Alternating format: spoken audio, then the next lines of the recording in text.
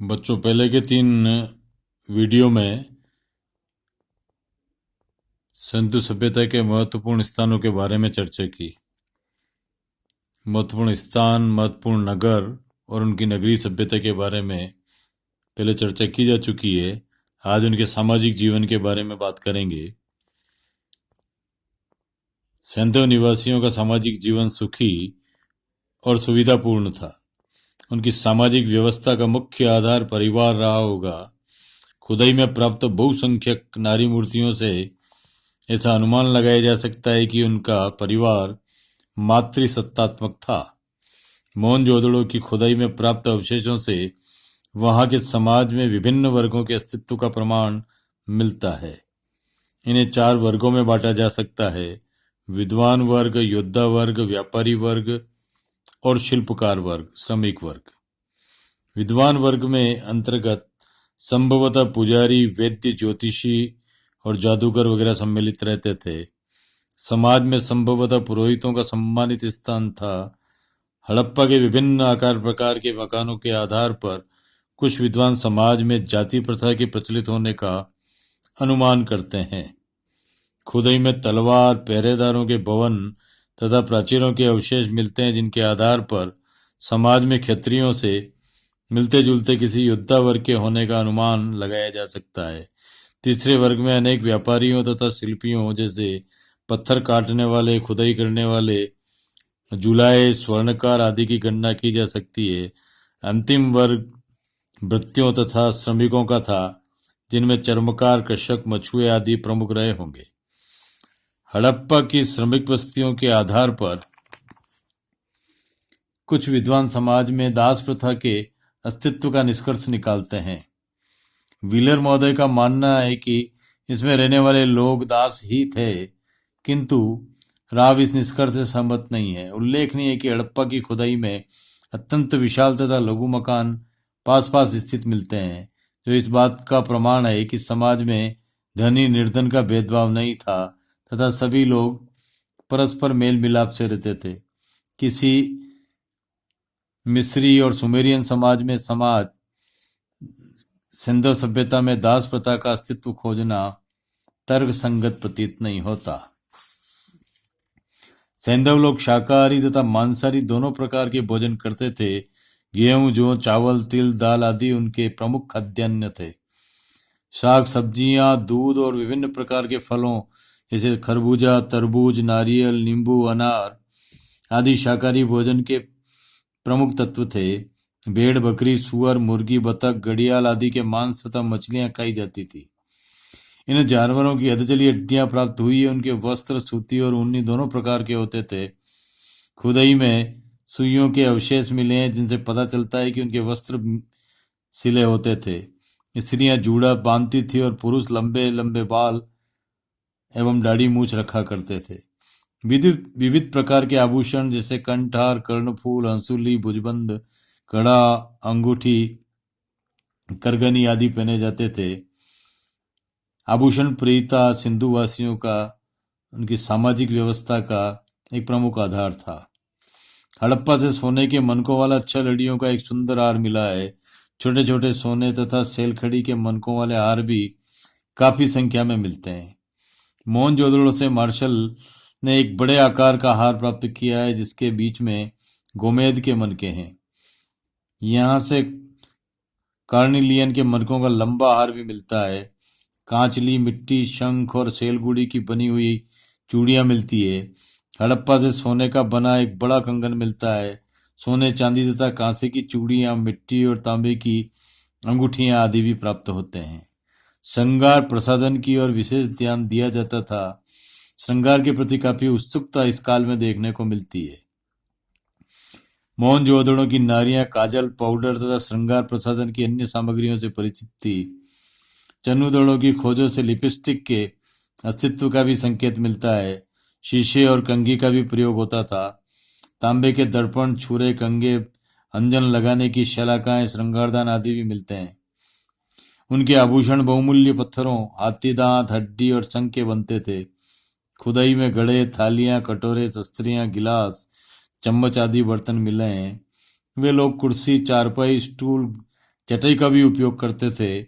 नौशारों तथा मेहरगढ़ से प्राप्त मिट्टी की कुछ नारी मूर्तियों की मांग में लाल रंग भरा गया है। इससे स्पष्ट है कि मांग में ये सिंदूर भरा जाता था। स्पष्ट वह सिंदूर ही है। इसके निष्कर्ष निकाला जा सकता है कि मांग में सिंदूर भरने की प्रथा भी हड़प्पा काल में मौजूद थी। सेंधव निवासी आमोद प्रमोद के प्रेमी थे। इस युग का प्रमुख खेल था पासा। हड़प्पा में मिट्टी तथा पत्थर कांसली मिट्टी के बने 7 पासे मिलते हैं। मोहनजोदड़ो में भी मिट्टी तथा पत्थर के पासे पाए जाते हैं। विभिन्न स्थलों से आजकल के शतरंज की गोटियां से मिलती जुलती मिट्टी, शंख, संगमरमर, स्लेट, सेलखड़ी आदि की बनी गोटियां भी मिलती है। लोथल से खेलने के बोर्ड के 2 नमूने मिलते हैं। इनमें एक मिट्टी तथा दूसरा ईंट का बना है। विभिन्न स्थानों से पत्थर, सीप आदि की गोलियां भी मिलती है। कच्छ की खाड़ी के पंचम द्वीप में स्थित कुरन नामक गांव के समीप खुदाई में 2 विस्तृत स्टेडियम मिले हैं, जिनका उपयोग सामुदायिक बैठकों, सामाजिक कार्यक्रमों तथा खेलकूद जैसे सामाजिक कार्यों के लिए किया जाता रहा होगा। भारतीय उपमहाद्वीप में केवल यहीं से स्टेडियम मिलते हैं, जो दुर्ग के दक्षिणी छोर पर स्थित आयताकार हैं। इनमें 2 प्रवेश द्वार हैं। पहले से दुर्ग तथा में जाने का रास्ता है, जबकि दूसरे से व्यक्ति स्टेडियम में जाता था। भारतीय पुरातत्व सर्वेक्षण विभाग की बड़ौदा की खुदाई शाखा के उत्खननकर्ताओं ने कच्छ की खाड़ी में 4 माह के करीब श्रम के पश्चात इन्हें खोज निकाला था। अधीक्षक पुराविद शुभ्र प्रामाणिक के अनुसार निसंदेह यह महत्वपूर्ण उपलब्धि है। यदि लोथर अपनी गोदीवाड़ा के लिए प्रसिद्ध था, तो कुरण क्षेत्र अपने स्टेडियम के लिए। नृत्य भी मनोरंजन का प्रिय साधन रहा होगा, जैसा कि नर्तकी की मूर्ति से सूचित होता है। संभव है यहाँ के लोग गाने बजाने के भी शौकीन रहे थे। मछली फंसाने के कई कांटे मिलते हैं। एक मुहर पर तीर के हिरन को मारते हुए दिखाया गया है। इससे स्पष्ट है कि लोग शिकार मरगया में भी रुचि रखते थे। मछली फंसाना तथा चिड़ियों का शिकार करना नियमित व्यवसाय था। मिट्टी की बनी खिलौना गाड़ियों के पहिए बड़ी संख्या में मिलते हैं। संभवतः बच्चे इन गाड़ियों से नियमित खेल और मनोरंजन किया जाता था। माप तोल के घनाकार बाटों का प्रयोग भी होता था। खुदाई में तराजू का भी अवशेष मिला है। दशमलव पद्धति से भी इनका परिचय था। यह बहुत ही महत्वपूर्ण बात है। उत्खनन में बहुसंख्यक अस्त्र शस्त्र, औजारों व हथियारों के नमूने मिलते हैं। युद्ध अथवा शिकार के तीर, धनुष, परशु, बाला, कटार, गदा, तलवार आदि का प्रयोग होता था। अस्त्र शस्त्र सामान्यतः तांबा और कांसे के बने होते थे। अन्य उपकरणों में बर्छा, कुल्हाड़ी, वसूली, आरा आदि प्रमुख थे। आरे दांतेदार होते थे। स्पष्ट है कि युद्ध संबंधी उपकरण साधारण कोटि के हैं, जो इस बात से साक्षी हैं कि इस सभ्यता के लोग भौतिक सुख सुविधाओं की ओर विशेष ध्यान देते थे।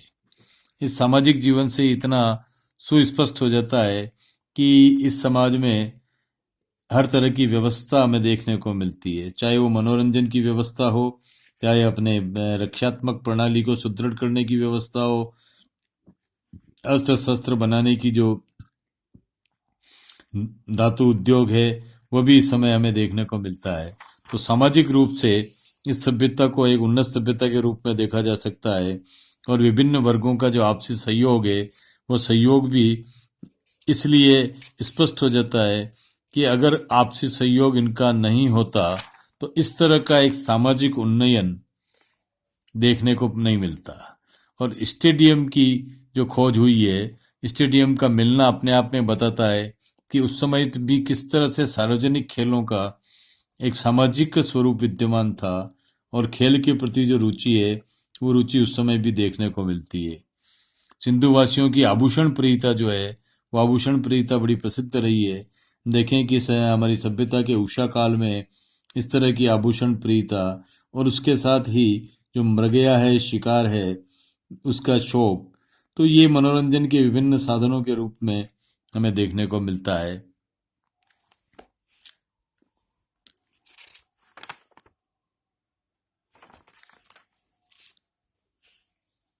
आर्थिक जीवन, कृषि तथा पशुपालन।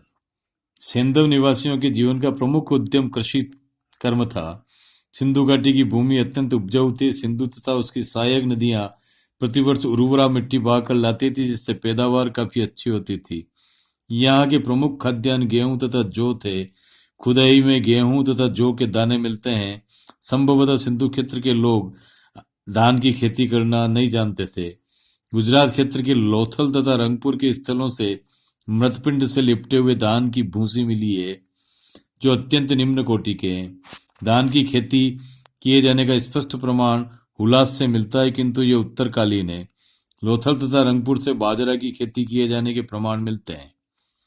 रोजदी से बाजरे की 6 किस्में जैसे सावा, कोदो, रागी,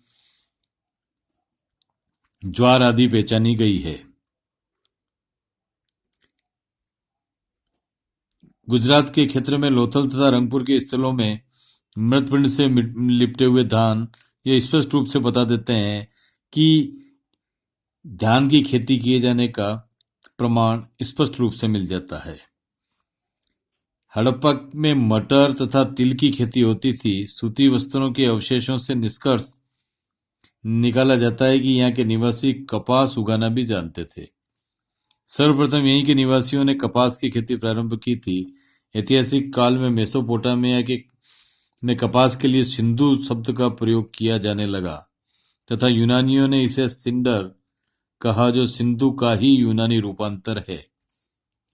फलों में केला, नारियल, खजूर, अनार, नींबू, तरबूज आदि का उत्पादन होता था। सिंचाई के लिए नदी से पर्याप्त जल प्राप्त होता था। मिट्टी नरम होने के कारण पाषाण तथा कांच से निर्मित उपकरणों की सहायता से खेती की जाती थी। डी कौशाम्बी का विचार है कि सेंधव निवासियों के पास भारी हल नहीं था तथा वे पाषाण निर्मित कुदाल की सहायता से ही खेती कर लेते थे, किंतु विचार तर्क संगत नहीं लगता, क्योंकि कालीबंगा में सेंधव संस्कृति के पूर्व के स्तरों से नगर की सुरक्षा, प्राचीर के बाहर जूते हुए एक खेत के साक्ष्य मिलते हैं। जैसा कि पहले बताया जा चुका है कि यहाँ के लोग न केवल हल द्वारा खेत की जुताई करते थे, अपितु एक ही खेत में एक साथ 2 फसलें भी उगाया करते थे। संभव है उनके हल लकड़ी के रहे हों और अब नष्ट हो गए हों, क्योंकि हलों के अभाव में व्यापक पैमाने पर कृषि की कल्पना संभव नहीं। मोहनजोदड़ो से मिट्टी के बने एक हल का प्रारूप तथा बनावली से मिट्टी के बने हल का पूरा प्रारूप प्राप्त हो चुका है। सिंचाई के लिए बांध तथा नहरें भी बनाई गई होगी। सेंधव नगरों की समृद्धि को देखते हुए निष्कर्ष निकालना स्वाभाविक है कि यहाँ के किसान अपनी आवश्यकता से अधिक अनाज उत्पन्न करते थे तथा अतिरिक्त उत्पादन को नगरों में बेचते थे। सिंधु सभ्यता का व्यापक नगरीकरण अत्यंत उपजाऊ भूमि की पृष्ठभूमि से ही संभव हो सका था। उस समय के कृषक पर्याप्त मात्रा में अन्न का उत्पादन कर न केवल अपनी बल्कि नगर में रहने वाले विभिन्न शिल्पियों, व्यापारियों एवं सामान्य नागरिकों की आवश्यकताओं की पूर्ति भी किया करते थे। विभिन्न नगरों में अनाज रखने के लिए अन्नागार बने होते थे। उनमें संभवतः जनता से कर के रूप में वसूल किया जाता था और वही उन भंडारों में इकट्ठा किया जाता था। अन्नागार या कोठार हड़प्पा संस्कृति के महत्वपूर्ण अंग प्रतीत होते हैं। इनके रखरखाव की व्यवस्था शासन द्वारा की जाती थी। इसके लिए राज्य की ओर से पदाधिकारी एवं कर्मचारी नियुक्त किए जाते थे। ये बैंक या खजाने का काम करते होंगे। चूंकि इस समय सिक्कों के प्रचलन का निश्चित प्रमाण प्राप्त नहीं होता, अतः संभव है कि विनिमय अनाज के माध्यम से ही होता रहा होगा। उल्लेखनीय है कि समकालीन मेसोपोटामियन सभ्यता में प्रायः सभी नगरों से अन्नागारों के साक्ष्य मिलते हैं, जिनमें कुछ तो अत्यंत विशाल होते थे। अन्नागारों के पास ही अनाज कूटने के चबूतरे तथा मजदूरों की बस्तियों के भी अवशेष मिले हैं।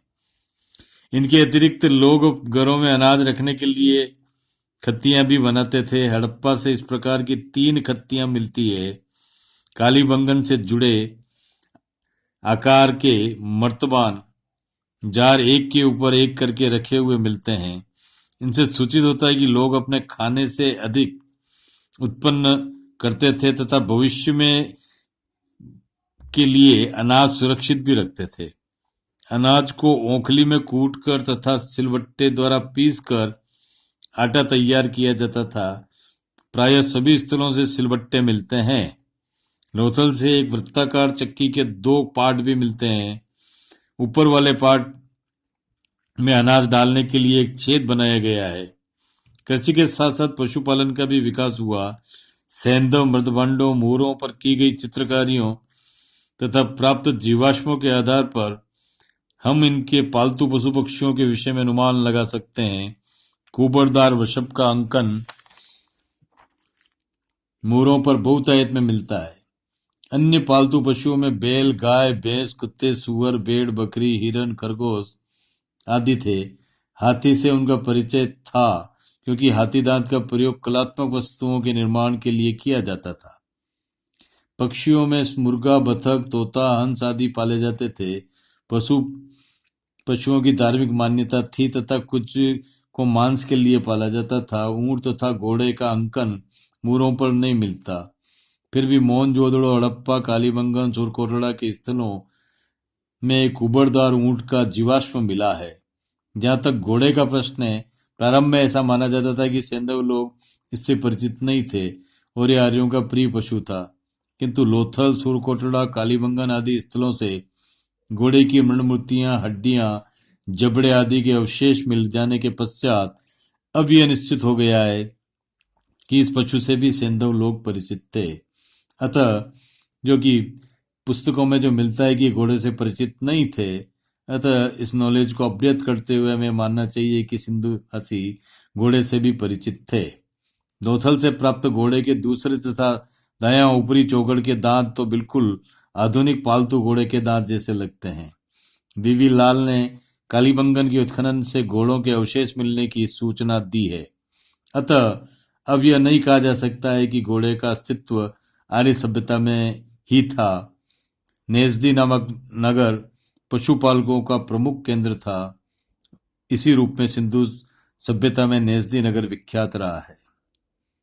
आगे की वीडियो में शिल्प तथा उद्योग धंधे, व्यापार एवं वाणिज्य, जो कि इस आर्थिक जीवन का जो प्रमुख भाग है, इसके बारे में चर्चा करेंगे। धन्यवाद।